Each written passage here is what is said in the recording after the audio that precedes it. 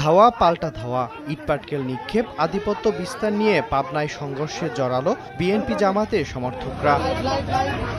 দীর্ঘদিন ধরে ঈশ্বরদীতে স্থানীয় জামাত ও বিএনপির দুপক্ষের মধ্যে উত্তেজনা চলছিল। এরই জেরে বৃহস্পতিবার সন্ধ্যায় সাহারপুর ইউনিয়নের চর গড়াগড়ি এলাকায় জেলা জামায়াতের আমির তালেব মণ্ডলের সমর্থক এবং জেলা বিএনপির আহ্বায়ক হাবিবুর রহমান হাবিবের সমর্থকরা বাকবিতণ্ডার এক পর্যায়ে সংঘর্ষে জড়ান। খবর পেয়ে ঘটনাস্থলে পৌঁছে পরিস্থিতি নিয়ন্ত্রণে আনে পুলিশ।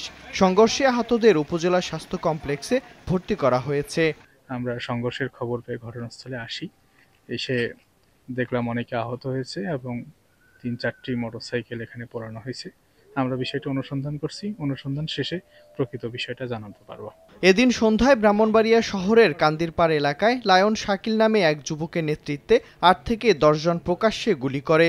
এ সময় উত্তেজনা ছড়িয়ে পড়লে পুরো এলাকায় আতঙ্ক সৃষ্টি করে। গুলিতে টুটুল শিহাব ও সাঞ্জু নামে ৩ জন গুলিবিদ্ধ হন। পুলিশের ধারণা, স্থানীয় শাকিল ও জেলা স্বেচ্ছাসেবক দলের আহ্বায়ক দেলোয়ার হোসেন দিলীপের মধ্যে বিরোধের জেরে এ ঘটনা ঘটায়। আহতরা সবাই দিলীপের অনুসারী। ৭-৮ জনের মতো আসছে, এর মধ্যে ৩ জনের হচ্ছে রাবার বুলেটের আঘাত আছে, এর মধ্যে একজন একটু সিরিয়াস আছে, টুটুল নাম ওনার, প্রায় ৩০টার মতো ওনার আঘাত হয়েছে আর কি। প্রাথমিকভাবে জানা গেছে আধিপত্য নিয়ে তারা এখানে হচ্ছে গুলি ঘটনা করছে এরকম, এবং অলরেডি 2-3 জন হাসপাতালে চিকিৎসাধীন আছে।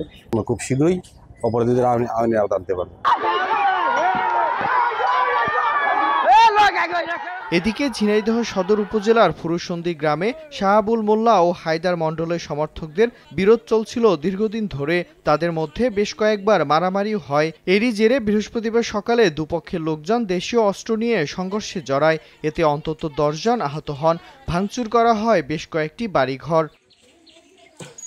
মিরন আহমেদ, সময় সংবাদ।